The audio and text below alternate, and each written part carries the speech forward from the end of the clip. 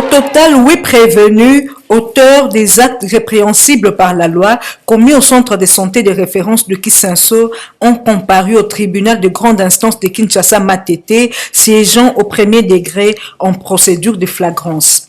Par absence d'indices de culpabilité, 2 bandits sont acquittés à travers le verdict prononcé le mardi 15 septembre, notamment Jérémy Mbili, Soukou Makola.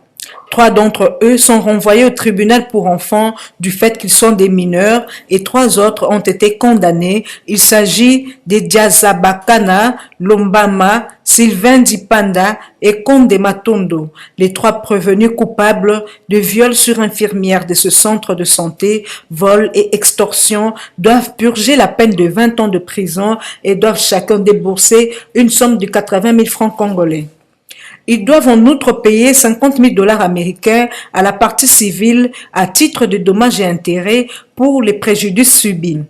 Ils ont été condamnés avec clause d'arrestation immédiate et transférés au centre pénitentiaire où ils devraient purger leur peine.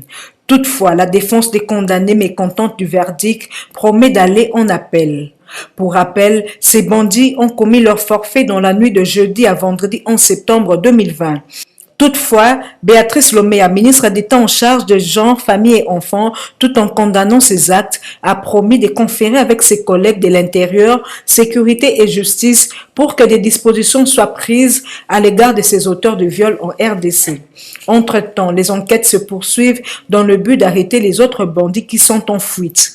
D'autre part, l'Ordre des infirmiers de la RDC réclame justice pour ses membres qui ont été victimes des viols par ces hors-la-loi.